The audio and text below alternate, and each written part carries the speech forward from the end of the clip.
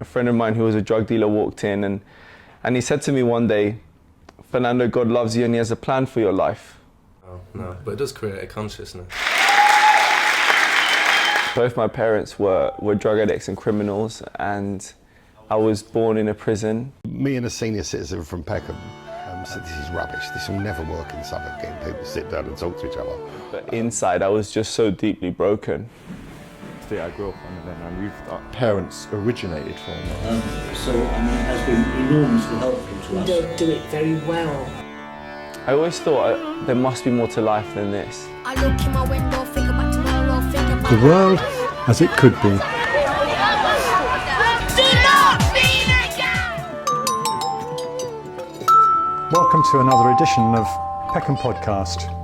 We're a series of long-form conversations, and here big ideas meet local traction. Underlying the podcasts is the very broad theme of community and faith. I'm spelling that with a small f and or a capital F. And they're different, but perhaps they have a similar value because everybody seems to have something that underlies daily life and the things in which they are endeavouring. If you lose that something, you can really be bereft, and it can be a bleak place. So, faith. I remember when the king, when he was Prince Charles, said about the title, one of the titles that refers to the monarch, Defender of the Faith, he suggested he would drop the definite article and it would become Defender of Faith, which in one very neat adjustment acknowledged the multicultural world in which we now live. And of course, here in Peckham, in South London, in the capital, diversity is incredible. I mean, we are so multicultural. You know, I've met spiritual people of no faith and atheists who've read and know the Bible. Here in Southwark, we have Muslims from various heritage and national cultures, Somali, Turkish, Nigerian, Bangladeshi, and so on. As a boy, I remember meeting Catholics and seeing the impact on them of the latest papal bull pronouncing on contraception. It caused a terrible dilemma and real unhappiness for people as they tried to figure out their position vis-à-vis their faith. But in June this summer, I attended a local church here in Peckham, and it absolutely overflowed with happy and bubbly worshippers. And it marked the occasion of the installation of a brand new vicar. And today we meet a brand new vicar, brand new to Peckham, Colombian by birth, Fernando Carrillo. Welcome to the Peckham Podcast. You're now priest in charge at Christ Church, Peckham. How are you? How does that feel? It's a massive privilege and a huge honour. So I'm so grateful to get to be there and be here in Peckham and serve the community. Yeah, and it was quite a big deal, wasn't it? I mean, you had the band, the singers, the bishop, the archdeacon, and a few hundred people.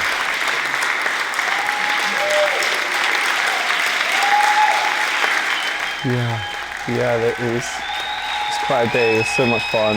I'm so grateful for everyone who came and supported, and I'm really looking forward to the next few months and years here in Peckham. Yeah, because I mean, when I met you just recently, I met a man in shorts and a t-shirt, and you'd obviously worked out at gymnasiums. So you're not the average vicar, it seems to me, unless that's what's being produced now. Oh, I don't know. I don't know what the average vicar's supposed to be. I don't know if I am or not. Maybe not, I don't know. But look, I'd like to go back to the beginning of the story. Do you want to tell us something about how you ended up getting ordained here in England? So my family's Colombian, but I was born in Miami. Both my parents were drug addicts and criminals, and I was born in a prison. I spent the first 2 or 3 years of my life in Miami, but my mum's life was really chaotic as she was still struggling with drug abuse, and the relationship with her and my father was really quite damaging and destructive. So my grandmother was in London at the time and brought me over when I was around 3. My mum went into a rehab centre, And when I came to London, I lived with my grandmother and my extended family. Unfortunately, at that time, none of my family, there wasn't a single marriage in my family. So I think when I look back now, I realized that I grew up without ever really knowing what love kind of looked like and felt like. I don't think I grew up ever seeing what it looked like for a man to love a woman, or what a marriage or a complete family unit looked like. I realize now too that in my early years with the situation my mum and dad were in, that I really faced a lot of abandonment, and I didn't receive the love a child needed in those years. So obviously as a child, I wasn't able to process those things and didn't know really how to cope with those emotions and feelings. When my grandmother eventually passed away when I was 14, my life just went downhill really quickly. I got kicked out of school when I was 16, and I tried to go to college again once, and I got kicked out again, and then I tried to go to college a second time, and I didn't get kicked out this time, but I did go to a young offenders prison for some time, so I couldn't finish college. And when I came out of prison, my life I just felt like I had no purpose, no meaning. I had no direction in life. I really thought that I wasn't good for anything. I'd never amount to anything. I couldn't imagine my life being any different than that. I had no one really speaking into my life and encouraging me to do something else. So I really felt hopeless, and I just went downhill at such a fast pace. I was taking drugs 5 days at a time without eating or sleeping. And I think when I look back now, I think in some ways I probably had made a decision in some part of my heart or my mind that it didn't matter if I lived or died. Although I wouldn't have done anything about it, I think in some level I just stopped caring, because I was destroying my life and destroying the life of everyone around me, and I didn't know what to do. Did you connect with people around you at all? Yeah, on the outside, I don't think anyone would have been able to tell that I was living in so much turmoil. I had loads of friends. I was really popular, I think, at the time. I thought that I had the things that I wanted, on the outside, but inside I was just so deeply broken. And I really felt that I always thought there must be more to life than this. There must be more to life than fulfilling the desires of my flesh, really, and fulfilling just momentary pleasures. There must be more to life than this. But I couldn't understand how to get there. Where did that idea come from, that there must be more? What was that? Well, I don't know. I really just always thought that, even when I was surrounded by drug addicts and criminals and drug dealers. I always just felt that this can't be all there is. And none of them were street criminals, or it was people that on their surface looked good and were kind of in some ways well-to-do members of society outside of their private life. So they kind of looked good, had a good surface. But I just always thought there must be more to this. Because I could see that even though they had on the surface what most people wanted, there was a deep void in their hearts. And I realized it was the same as the void that I had in my heart, but no one ever really spoke about it. We were just desperately trying to fill it.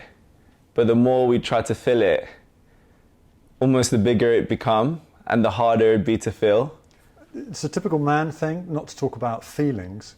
I think the male of the species is supposed to be getting more open about all this. Did that apply to you? Did you not speak about the emptiness within because you're a man and all that? I don't think so. I just think that I just didn't have the words to articulate those feelings at the time. Right. And where were you, by the way, when your grandmother passed away and you were 14 and you said your life just sort of emptied of purpose, or you found no purpose? Where were you physically? So that's going back a few years now. So that was in Neasden in northwest London. Okay, right. And is that where you were for the middle teenage years then? No, so those teenage years were in South London, in like Vauxhall, Elephant and Castle area. Mm-hmm. Because I'm thinking, you know, you've ended up in Peckham, and that's where this conversation's taking place. And I was just tracking Miami, Columbia, UK, so Neasden. Yeah, I was in Neasden for a bit in my early, like 0 to 14, and then after that I really, like 3 to 14, and then after that I was in like Vauxhall, Elephant and Castle area. Right. So this becomes a story of redemption in a way, you could say. That you were a guy, you know, exploring the pleasures of the flesh, as I think you were saying, and increasingly aware that there wasn't a whole lot of deep meaning to that. That you were looking, you were beginning to articulate that big question, I suppose, the one that you've said. How did it get to be really serious, that question to yourself? What is this? There must be more. So yeah, I just kept seeing just my friends that had this void, and I could resonate that I felt that I also had that void, and I thought, oh, this can't be all there is to life, but I didn't know what to do with it really. That was the hard thing. I didn't know what to do with that emotion. I didn't know who to ask or who to speak to. And one day we were in this drug den basically that we had in Vauxhall, and a friend of mine who was a drug dealer walked in, and he said to me one day, Fernando, God loves you and he has a plan for your life. And I think what was so significant about that moment was because in my heart, I knew that I was longing for a way out, but I didn't know how. I knew that I just felt that there must be more to this, but I didn't know what that looked like.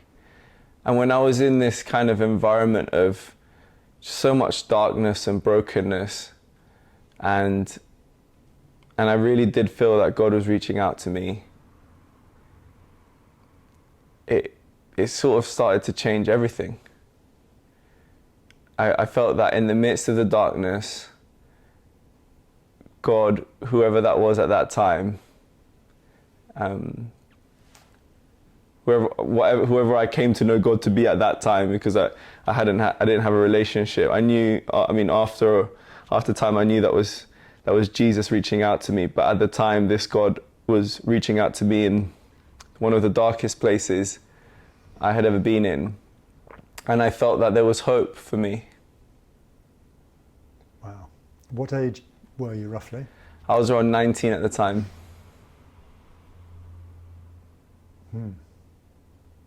That's powerful. Did that impact on others around you? Did you speak openly about any of this at that time? Yeah, I started to say to people that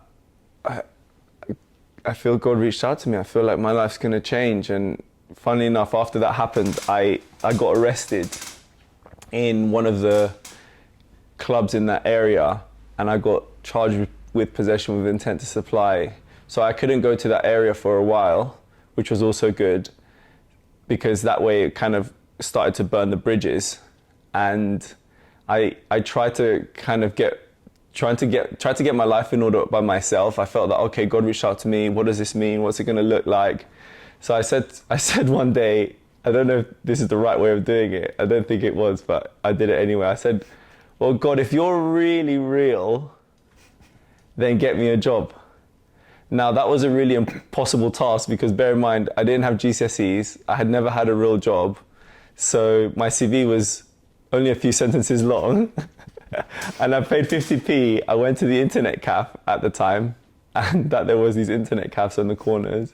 And I didn't even need the full half an hour, because it wasn't that many I could apply for. But I said, okay, well, God, if you're real, you'll get me a job. And then I just sent the CV off. And then later on that day, I got a call from someone asking me to come in for an interview. And I thought, no way. and I went on and I got this job. It was this door-to-door sales job, which was hilarious. But I actually felt like it really helped me at the time, and I just felt, wow, I can't believe God really opened the door. But at that season of my life, I was so fragile because I had just come from, well, I still hadn't been able to process really anything that had happened in my childhood. I was so fragile to relapsing because I had just come out of many years of just drug abuse, and I didn't know how to cope with pressure or temptation, and I was so fragile at the time that I could only stay in that job for a short while. Before I knew it, I was back in the places that I felt comfortable in, making the same mistakes. And at that time then, I realized that I wanted to change. So that's one of the key things that I think has to happen with anyone struggling with addiction or anyone in a difficult situation. You can put you can put everything in place for them, but unless they've made a decision in their heart that they want to change, it's just never going to happen. And I think for me, I had somewhere in my heart, I had made that decision. I don't want to live this way anymore. I know that there's more. God reached out to me. There must be a way to change. So when I had failed at that job and found myself back doing the same things, I realized that I couldn't do it myself, that I needed help. So I reached out to my mum. She'd become a Christian at that time. She became a Christian when my grandmother, she started going to church when my grandmother passed away. So because my mum also went through drug abuse problems, she gathered the rest of my family. They chipped in and they paid for me to go to a rehab center in Bogota, Colombia.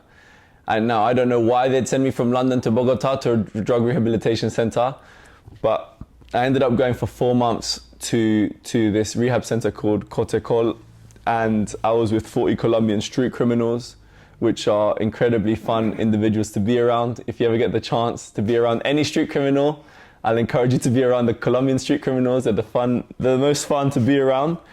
What age are you at this moment? I'm still like 19, 20. So I get sent to Bogota. The treatment center was supposed to be 8 months, but I could only do 4 months because my court case for that, what I had gotten arrested for, the possession with intent to supply, was coming. So I could only do 4 and come back for the court case. So I did 4 months. And what those 4 months meant was that it was the longest time I had been clean and just away from the mess that I was in since I was 17 in a young offenders prison. So that gave me some clarity. I was doing therapy. I was away from everything. I was having fun with these street criminals in this rehab center. They were incredibly fun characters to get to know. But also it gave me time to kind of read the Bible. This God had reached out to me, but I didn't know who he was or what it meant really. But I kind of just felt like God is reaching out to me, but I didn't know what that looked like or felt like. So I had some time to read the Bible, and I'd be reading the Bible like 10 hours a day, and I really felt that God would speak to me through the pages of the Bible. And I felt my life slowly starting to change. I couldn't describe exactly how or what changed, but I knew things were changing. But then also, it's easy to say that when you're in a relatively safe environment in a rehab center in Bogota, away from London, away from all the temptations. It's quite another thing when you're now face to face with having to come back. Towards the end of my time in the rehab center, when I was thinking about coming back to London, I was so afraid because I just felt that it would be, I couldn't even begin to imagine what it would look like or feel like to have a job and study at the same time. The fear was of your ability, ? Or of others? Mine. I just felt I couldn't, in my wildest dreams, think how it would be possible to study again and work. I just couldn't ever picture it. My life had been so, I wasn't a member of society for so long that I couldn't even think what it would be like to be in a routine or go through a process of applying for something and sticking at it for a prolonged period of time. Like I couldn't imagine it. It was so scary for me to have to think I'm going to have to come back and try and get a job and try and study and not be a criminal. I just couldn't think how it would be possible. Did it feel It sounds crazy to say that now, but I really didn't think it would be possible. Did it feel like a potential loss of freedom? It didn't feel like a potential loss of freedom because I wanted to change, but I just literally had no idea how it would happen. And that's another thing, like when people are struggling with addiction or struggling with anything, like cycles in their life that they feel that they can't break free from, it's not that they don't want to, it's not that deep down they can't, it's like they can't see the bridge on how to go from where I am today to who I want to be. And that's the hardest part. Once the desire is there to say, oh, I want to change, that's you're nearly 90% there. But the other bit of actually seeing the roadmap from where I am to where I need to be and actually sticking at it is often the part that we fail at, and that I failed at so many times, because I came out of rehab and landed in London, met my friend, and I relapsed the first day. And I had the court case, and by the grace of God, they gave me a 2-year suspended sentence. I had told them, I've been to rehab, I want to change my life, and they were so kind to me. So I was able to then, I did in fact apply to study again. So what happens is when you don't have GCSEs, you don't get to do A-levels, obviously. And then obviously you can't do BTEC either. So then there's another thing that you could do, which is something called an access course. I got onto this access course, and it's like a 1-year course that gives you enough to go to university. So there I was in my access course, trying my best to like try and do these essays. I applied for this job, and I turned up to the interview the day before. I had been out, and I had fallen, and I had a black eye. And I turned up to the interview and I had a black eye. And the guy interviewing me says, "Why did you have a black eye?" I said, "Oh, I fell." He said, "Okay." Anyway, I walked out. They gave me the job, but like a year down the line, he said to me, after you came with your black eye, on those forms, sometimes they go, "Who's your next of kin?" or something. And I had put my mum's number. He had called my mum and said, "Your son's here with a black eye. Why should I give him a job?" And my mum was just crying down the phone to him, "Please just give him a job. He desperately needs it." So the guy gave me a job. So my first ever real job was in IKEA, serving the meatballs and the gravy. I had my access course that I was doing. So now some structures were there. I had to be somewhere at a certain time. I had to be at work at a certain time. And I was slowly starting to go to the gym. So now the bridge started to look like there was little bits of wood starting to build that bridge. I could the new life started to become more real than the old life. But the internal battle was still so real. I still found it so hard to, when I was under pressure, or when I just felt a little bit of temptation, or when a friend would call, or when I'd feel lonely, I just couldn't fight back. So I'd be gone. So I'd often go out after college on Friday night, Thursday night, all of Friday, turn up to work Saturday morning, not having slept, doing drugs all of Saturday, barely sleeping on Sunday, work again on Sunday morning, go to church, completely fried and out of it, but knowing that that church and my relationship with God was really the only thing that was going to pull me through. And luckily that church, there was incredible people there who loved me and supported me. And Where is that church? It met in Elephant and Castle in the Fusion Leisure Centre. It's called Christian Community of London. It's not there anymore because it's now the Castle Leisure Centre, but when it was Fusion, they used to meet in the gym there. So they really loved me, but it did feel like I was just taking one step forward, 10 steps back. I would be at my access course, I would be at my job in IKEA, but then I'd be relapsed 4 days, somehow cope, survive. And there was just this internal struggle that I just felt like I can't keep doing this. Like I want my life to change, but I just don't know how I'm going to break free from these things. The church was so loving and so caring and so helpful, and really I wouldn't have been able to get through it without people who really loved me, believed in me, helped me see that I could change, prayed for me.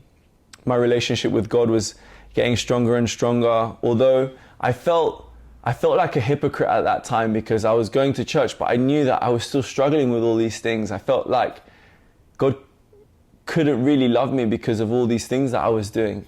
So my church had something called, they had a weekend away where they'd just take some of the young people away on a weekend away. But because it was a Latin American church that met in a gym, they called it a fire encounter. So, but I mean, I would call it now, it was just a weekend away, but they just like to flare things up a bit.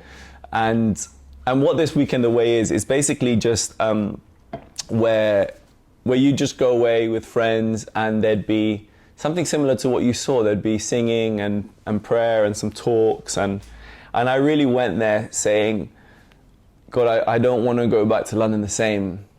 And at one of the nights on the Saturday, they have this time for prayer, and everyone was receiving prayer, and it felt like loads of people were really meeting with God in a unique way, apart from me. And I said, God, please, I don't want to go back to London the same. So then one of the leaders came up to me and asked if they could pray for me, and I said, sure. And they laid their hand on my shoulder, and they just asked me to close my eyes. And I don't really remember the words that they said. I think they just said, "Come, Holy Spirit." And as I closed my eyes, it felt like the whole room just stood still. And there was this almost tangible presence in the room. The only other time I had experienced something like that was when I was in the drug den, and the drug dealer had told me God loves you and there's a plan for your life. There was this sort of peace, this sort of overwhelming sense that, well, I could only describe at the time that it's like God was in the room. And as I closed my eyes, and the peace just filled that room, and I could only describe it as the presence of God. Something else happened that hasn't happened since, and this is the only time it's happened in this way. I heard the audible voice of God, and I heard him say to me, Fernando, I'll love you no matter what you do. And although in some ways, I guess those words are quite simple, I think for me at that time, they were the most profound words I could have heard. Because just with those words, I felt that God himself was healing so much of my childhood, was healing so much of the wounds that were in my heart growing up. And not only that, I think because in that season in particular in my life, I felt so ashamed and condemned because of the things that I was doing that I couldn't break free from. Knowing that God loved me no matter what I did just completely set me free from having that weight of shame and guilt over me.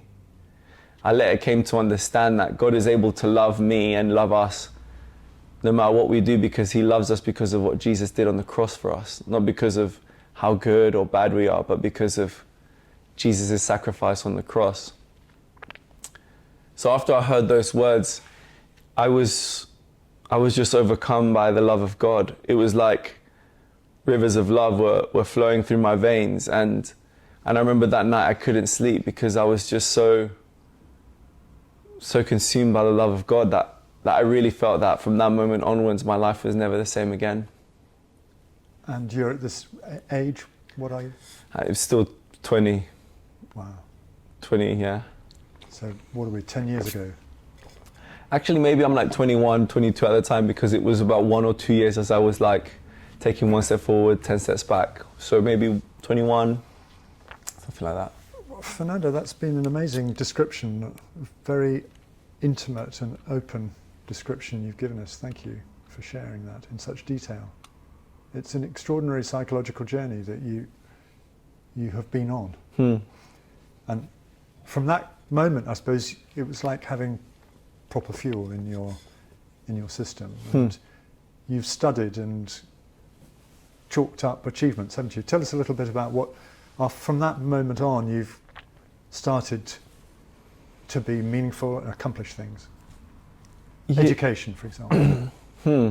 Well, I've still got so far to go, but I felt that after that moment, my life was never the same again, and almost all the things that had held me back for so long, I felt that I was in some way so free from. My life wasn't perfect from that moment onwards, but there was definitely a significant shift, and I felt free.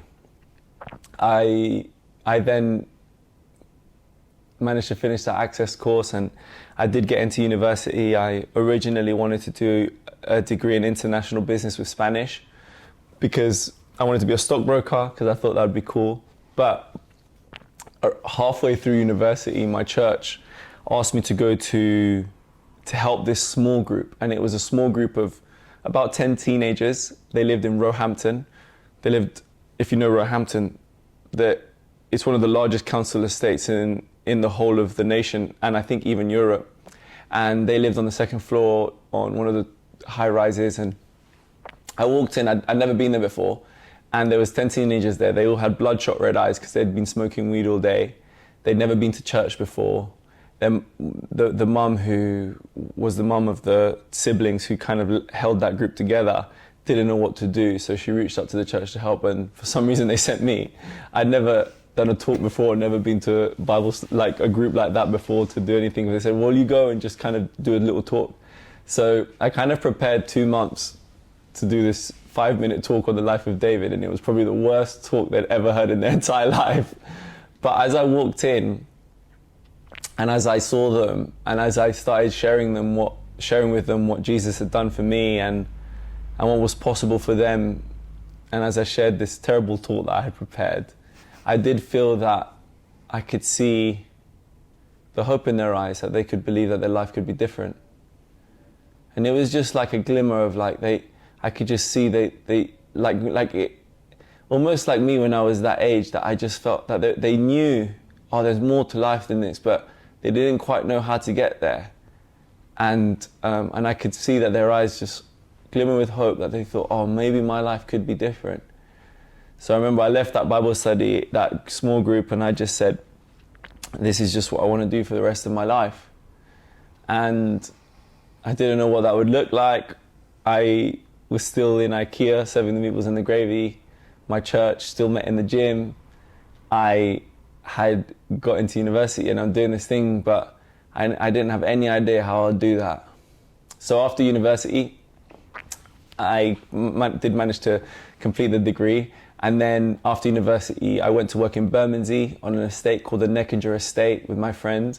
And we set up this kind of gym ministry to reach out to the young men in the area and just love them and encourage them. And I really loved that. As I was doing that, I did a second degree in theology because I wanted to know more about what I was teaching, and I was so grateful for that. But I felt something in my heart just felt like I was called to church-based ministry. I liked being on the streets, I liked reaching out to people, but I just felt that I was called to church-based ministry. And I always had this picture in my mind of like an old church building, but inside it was just full of life. But I didn't have any idea how I would get there or how it would be possible. I always had this picture of like a drug addict being in a church service next to a young family, next to a drug dealer who's just changed his life around, next to a lawyer, like this beautiful mix of incredible people with beautiful stories, but inside this old church building that was full of life. But I never thought I didn't see how it'd be possible to get there. So something in my heart just said I felt called to being in a church-based ministry. So after I was in Bermondsey with an organization called the London SE15 for a few years, the Lord opened a door for me to go to a really influential church in central London. And I was so honored and grateful to have had the opportunity to be there. It was an incredible training ground for me.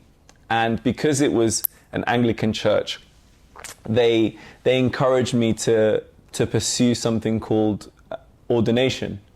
And at the time, I didn't know what they meant or what they talked about. But as I started to understand what it was, I felt that it was right. So what you have to do is you do a first year of something called the discernment process in the Church of England, where you have meetings where they discern basically if you can do the training, and that's like a year-long process. And for some reason they let me through, and they suggested I could go forward for training. So I went to a training college for vicars, and I did a master's in Christian leadership. And as I was doing that, I went on a missions trip to Nigeria. And I just went because a friend of mine, he's a missionary, his name's Gabriel, and he'd always come to our church that met in the gym in Elephant and Castle.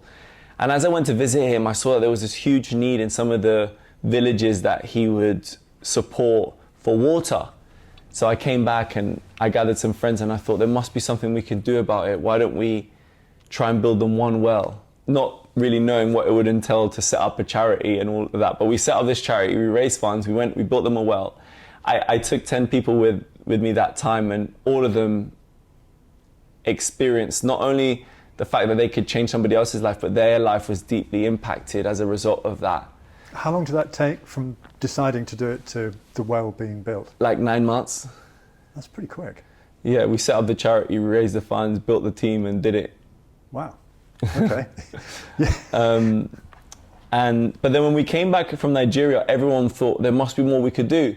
So one of the areas that village really needed was a building for their school, because it was completely broken down and they couldn't repair it themselves. So we came back thinking, let's build them a school, not knowing the leap it would take from building one well to designing, constructing, fundraising to build a whole school. But we did it anyway, and that charity is called Well Water, and as of November 2024, we're about to launch that school. We couldn't go because of COVID, and then there was a general election, but we're finally going to build that school. So I started that around the same time that I was doing my training. I also then started a podcast called London's Leadership Podcast, because I find the topic of leadership incredibly exciting. The reason why I find it so thrilling is because I think that leadership, and maybe the term leadership might not necessarily be helpful, but I think that how I would articulate it as leadership, or the school of thought of leadership, I find really helpful, because I just think it helps people become the best version of themselves. And I think leadership, when we become the best version of ourselves with a mindset of serving the people around us, not I want to be the best leader so I can have the most power or most influence or most money. That's not the right type of leadership, I don't think. Jesus, in my opinion, exemplifies the best type of leadership, and Paul wrote this hymn to the Philippians in about AD 60, and it talks about Jesus' humility, that says that even though he was in the form of God, did not count equality with God, and didn't count it as something to be grasped, but he emptied himself, becoming the form of a servant. And Jesus' leadership is I think the best type of leadership, who was in the very nature of God, but emptied himself and came to earth in the form of a servant. So I started this podcast on the topic of leadership so that we could become the best versions of ourselves and be positive influences in society and with the people around us. And by the grace of God, I was able to speak to incredible authors and teachers and coaches, and that opened incredible opportunities for me, which I wouldn't have been able to have otherwise. So I then finished my master's, and in 2020 I got ordained in St. Paul's Cathedral. It was a huge honor and privilege. I remember sitting there looking up at the dome, just thinking, I really didn't know. I was just lost for words. I was just saying, I can't believe we're here. A little boy from Colombia A little boy from Colombia. ends up in one of the biggest churches in Christendom. Yeah, and yeah, being ordained into the church was a massive, massive honour and privilege, and I'm really so grateful, and yeah, and then after you get ordained, what happens is you then do 3 years of something called a curacy. So I stayed at the church that I was in for 3 more years, doing further training, while continuing to do the charity Well Water, continue to doing the podcast, London's Leadership Podcast.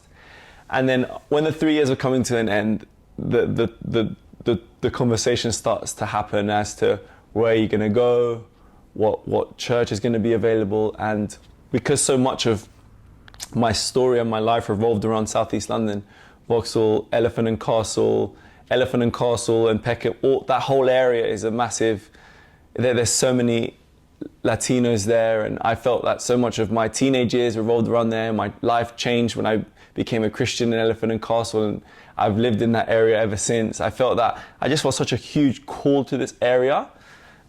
But again, we had to then just wait, see what options would be available.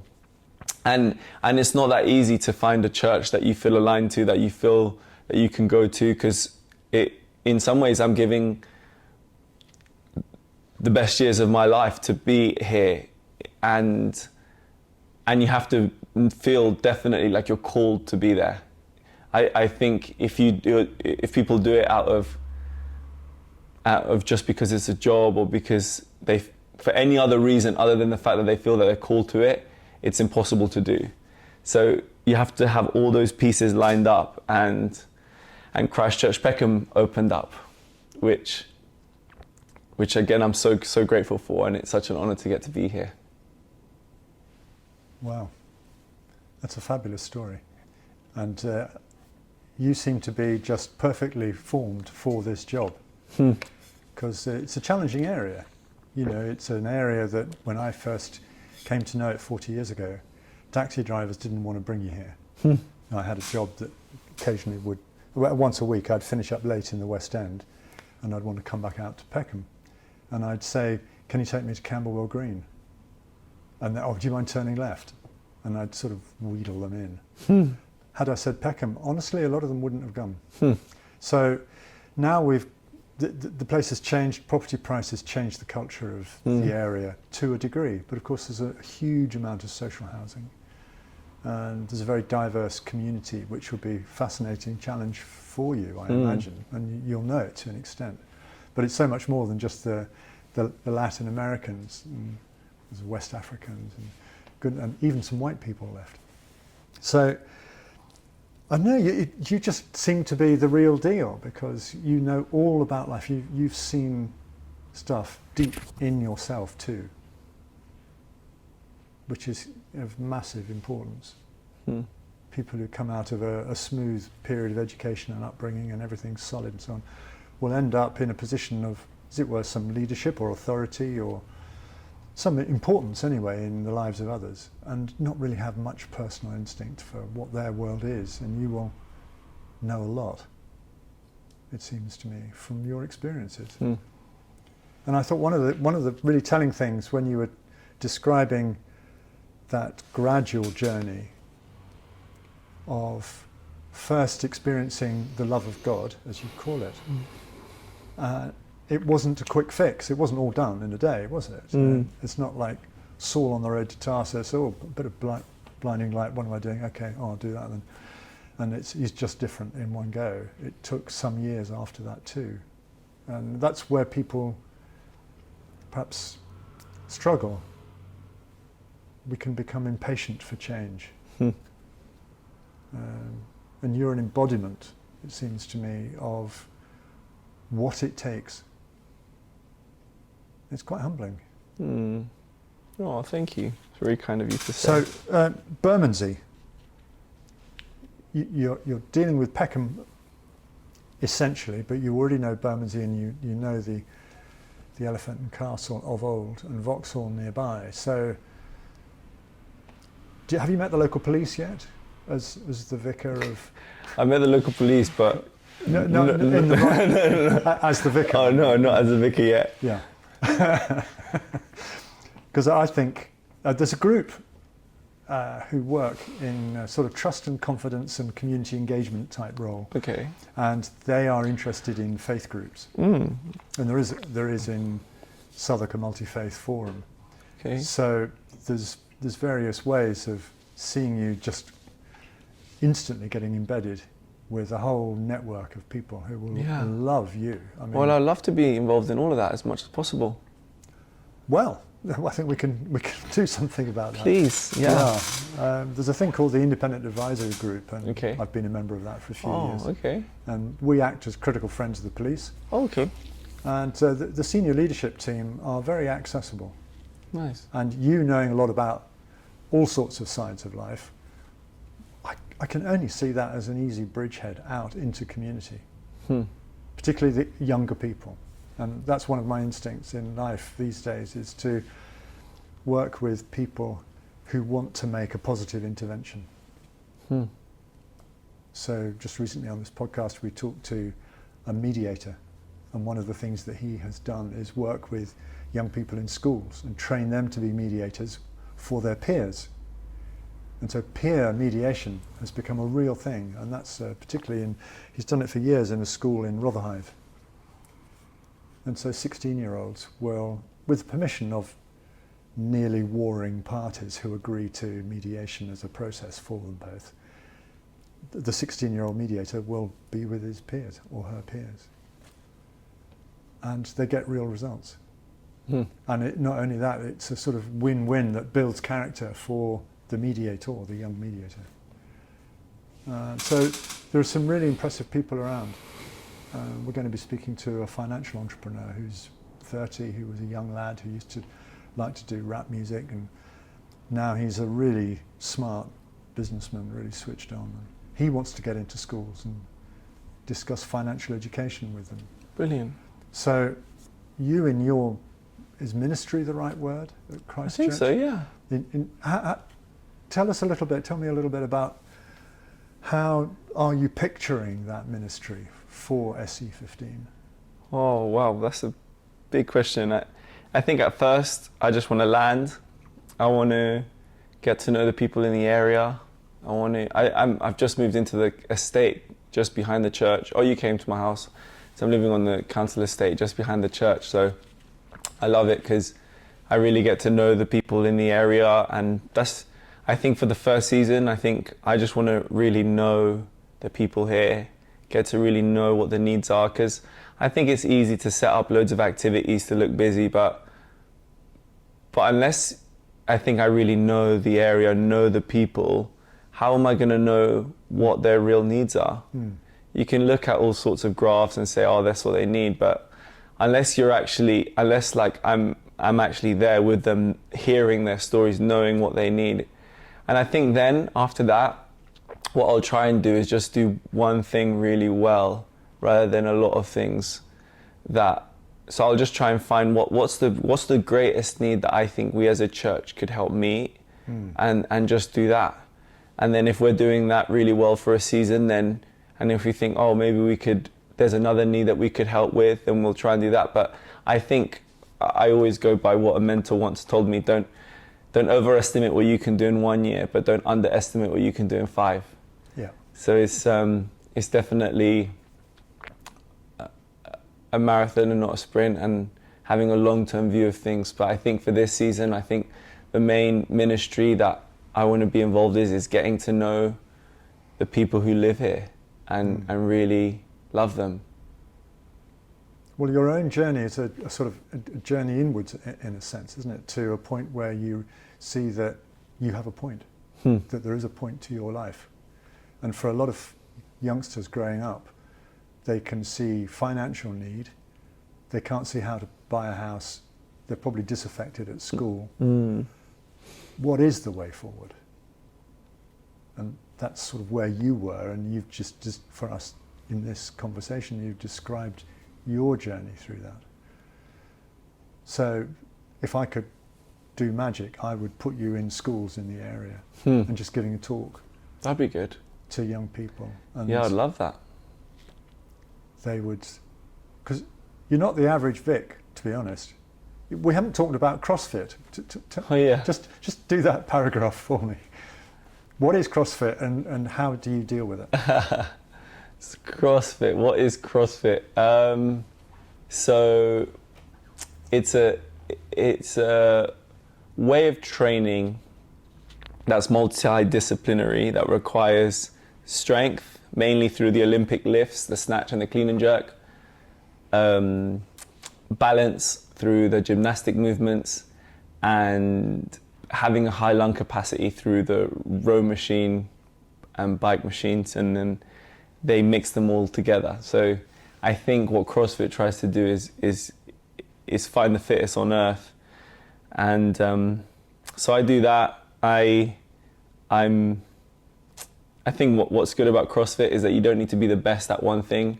You can be relatively good at a few things and then be okay. And I think that's helpful for me because I was never the best at anything. So I get to be relatively okay at a few and still be quite good overall. So yeah, I do that for fun, and I find that fitness and has really helps me to just get away from activity throughout the day. So I try to retreat daily for a few hours just to have some space to think, to be. A few hours every day. yeah. That's good. Yeah, to just retreat daily, and just have time to be, where I'm not on my phone. I can just think, and it's a lot of fun. Yeah, I spoke recently with a lovely man who works at King's. He's a medic, and he meditates 3 hours a day. Wow. And he works from the Bible in a lot of his meditation. Well, that's good. And he's found, his story is brilliant, and he's found it helps. And he has a stronger track record in non-returning patients than others in the same department. That's good. It's interesting, isn't it? In the way that you've been healed, you might say, I don't know whether that's the appropriate word, but you've been helped anyway, significantly, through finding faith. And so, you know, that thing that I started with, talking about community and faith, I began to put those two things together with a question mark, because for 20 odd years or more, I've been doing this sort of local work with media. I started off in TV. And often there's no money. You know, you can see that there would be value if, but finding even a small pot, you don't need much to do kind of sensible sized things that don't take too long, that you know will touch people, and they'll get something because they'll see something about themselves that they hadn't seen before, but by coming together and making a thing they didn't know they might, they've just changed themselves, and they've probably helped more than themselves, but essentially they've changed themselves, how they think about themselves. But you often can't get money for that. So how do we help community if we're always waiting for money? Because, you know, central government, they'll have money for bombs and they'll have money for, you know, this and that, but a lot of pots of money that go out that are sizable will only go to sizable operations, but they aren't gifted at getting down into the grassroots, like going off with a party of 10 young men who were red-eyed from smoking weed. That's what life is about to me. Life is lived locally. It's not on a grand scale. We might need a policy on a certain scale, but actually when it comes down to it, it's engagement. As you're thinking, as you were just speaking about envisaging shaping your ministry here in Peckham, that you need to know the people. Exactly. Because often you hear people. I spoke with a senior retired civil servant, and he said one of the things is, it's the obvious thing, and we've heard it before, but just to quote it, it's people in that sort of area of life, in the Westminster bubble or in the civil service, they don't really know how the other half lives. And they don't. You know, you have to live in it, you have to be it to understand it, and to figure out what the interventions are that might be helpful, that might turn the thing around. Hmm. So, do you? I wrote down a couple of words: shepherd, guide, leader. I mean, shepherd is a word that comes up a lot, obviously, in relation to Christianity. It's a favourite image, isn't it? Do you see yourself as that, a shepherd? Do you see yourself as a leader? Because you've studied and you've podcasted about, you podcast Matt still about leadership. How do you read all that? So is your question like, how do I see myself as a shepherd or a leader? Yeah, or is it both? Yeah, I think it's I think it's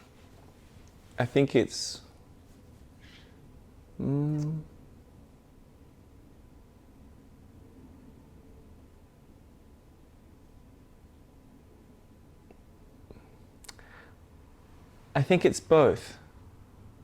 I think it's both. I've heard it said once that a church it has to be a few things while at the same time.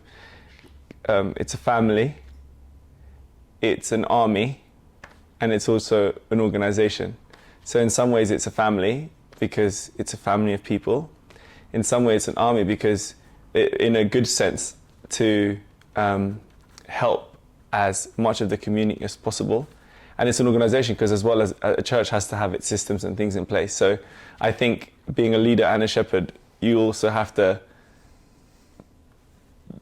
know that obviously the deepest core of your heart as a shepherd is to, with Jesus, take care of the sheep and make sure that people are loved and taken care of and growing in their faith.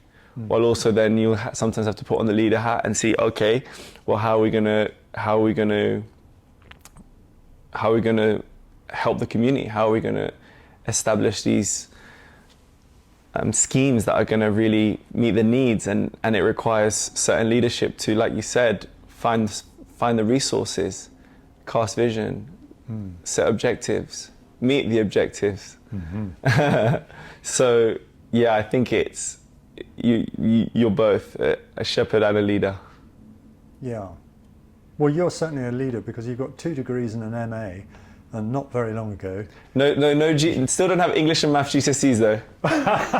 So I still need to go. I still need to get my GCSEs. Yeah, well, haven't got that yet. So no GCSEs. Just a fraud. Yeah, I know. I said that the other day. I was like, I still don't have my English and Maths GCSEs. I'm not sure I can apply for something I had to apply for. They were like, you have to have certain qualifications. I said, I don't have my English and Maths GCSEs yet. Maybe you don't have to mention that. Life is rich when you start exploring it. Because people are amazing. There's some fantastic people around, and you're bound to meet them. Because a lot of them will be in your church. And a lot of them won't, because they'll be nearby and they'll never think of going into a church or a mosque or a temple or a synagogue, whatever. Do you have a sense of the multi-faith environment and how to be in it?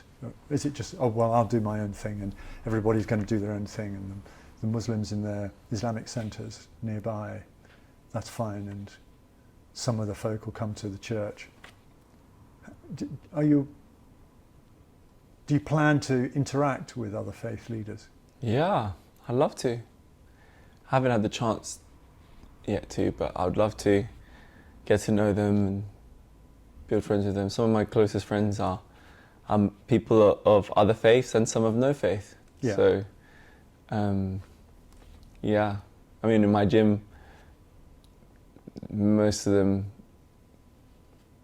I'm not sure they have a faith, or some of them are other faiths, and I just love them. And do they know you're in the Christian church? Yeah. When they saw some of my pictures being ordained, they had a good time. But I think when I'm in those spaces, it's like I'm not trying to. I just want to love. I want to love them. I want to be their friend. I don't have an ulterior purpose or reason to be there. So, yeah. Just going to wind up because I can't believe it. We've talked for an hour. 2 readings were chosen in your licensing service in June. Did you choose them, or were they chosen for you? The Archdeacon and I both had a go at choosing some of them.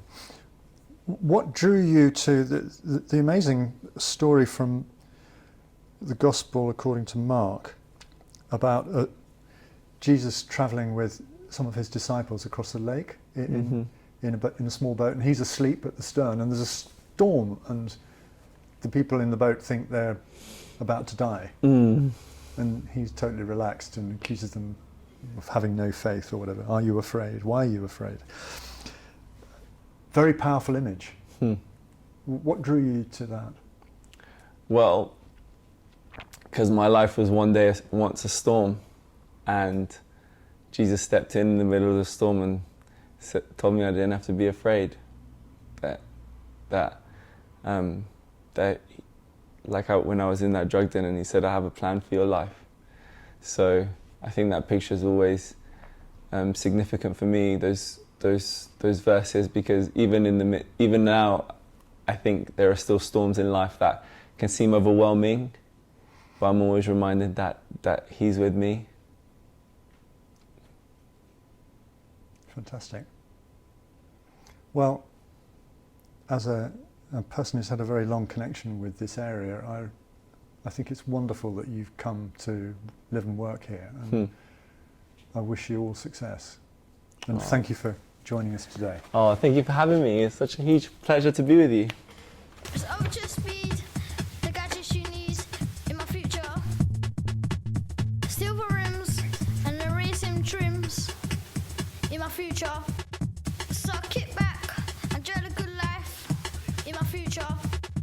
I sit back and enjoy the smooth ride in my future. That was an edition of the PECKHAM Podcast. Make sure to tune in again for the next local hard hitter.